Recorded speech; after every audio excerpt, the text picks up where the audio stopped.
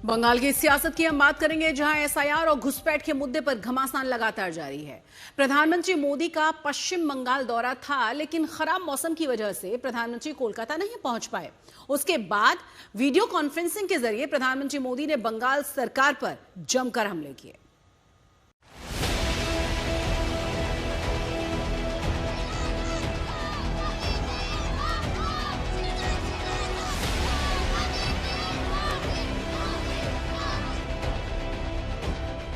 नादिया में मौसम बेशक खराब था, कुहासा घना था। पीएम मोदी का हेलीकॉप्टर ताहिरपुर में नहीं उतर सका, लेकिन कोलकाता से ही प्रधानमंत्री ने बंगाल के चुनावी मौसम का तापमान बता दिया। कोलकाता एयरपोर्ट से नादिया जिले के राणाघाट में आयोजित कार्यक्रम को फोन से वर्चुअली संबोधित किया।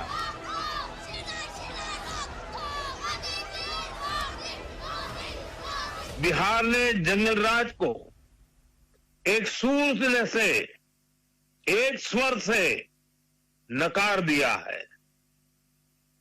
20 साल बाद भी भाजपा एनडीए को पहले से भी अधिक सीटें दी है।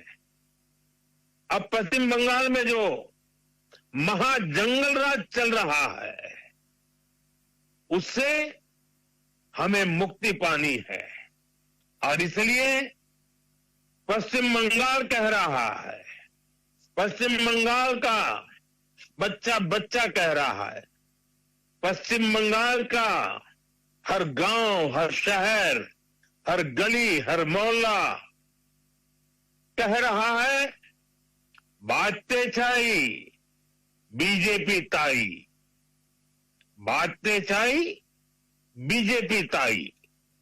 साथियों, मोदी आपके लिए बहुत कुछ करना चाहता है। बिहार में जंगल राज का कार्ड एनडीए के लिए रामबाण साबित हुआ। पीएम बिहार चुनाव में जंगल राज के जरिए आरजेडी को घेरते रहे, लेकिन आरजेडी इसकी काट आखिर तक नहीं निकाल सकी। इसी मुद्दे को पीएम ने पश्चिम बंगाल में भी उछाल दिया। वर्चुअल मंच से पीएम मोदी ने ममता सरकार पर भ्रष्टाचार के संगीन आरोप लगाए। मोदी पूरी ताकत से अपने आप को समर्पित करके काम करना चाहता है। पश्चिम बंगाल के विकास के लिए न पैसे की कमी है, न इरादों की और न ही योजनाओं की, लेकिन यहां ऐसी सरकार है जो सिर्फ कट और कमीशन में लगी रहती है। पीएम मोदी की रैली में इस पोस्टर ने सबका ध्यान खींचा। इस बीच पीएम मोदी ने विकास की नई किश्त बंगाल के लोगों को समर्पित की। बंगाल दौरे पर प्रधानमंत्री ने करीब 3200 करोड़ रुपए की 2 नेशनल हाईवे परियोजनाओं का उद्घाटन और शिलान्यास किया। नादिया की रैली में पीएम मोदी को सुनने भारी संख्या में लोग पहुंचे। बीजेपी का दावा है कि 5 लाख से ज्यादा लोग रैली स्थल के अंदर और बाहर मौजूद थे।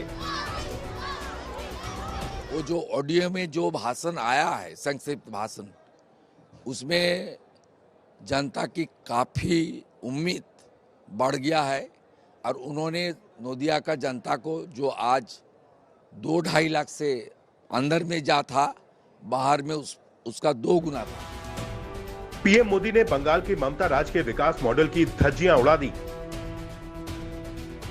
बंगाल में भी लाल झंडे वालों से मुक्ति मिली। आशा थी कि लेफ्ट वालों के जाने के बाद कुछ अच्छा होगा, लेकिन दुर्भाग्य से टीएमसी ने लेफ्ट वालों की जितनी बुराइयां थी, उन सारी बुराइयों को और उन सारे लोगों को भी अपने में समा लिया, और इसलिए अनेक गुना बुराइयां बढ़ गई। और उसी का परिणाम है कि त्रिपुरा तेज गति से बढ़ रहा है और बंगाल टीएमसी के कारण तेज गति से तबाह हो रहा है। बीजेपी राज में त्रिपुरा के विकास की गाथा सुनते ही टीएमसी भड़क गई। चल रहा है, सब लोग का मालूम है। तो बंगाल में क्या हुआ था, सीपीएम के विजन के बाद जब ममता दीदी का सरकार आए तो बहुत बेटरमेंट, डेवलपमेंट यहाँ पर है।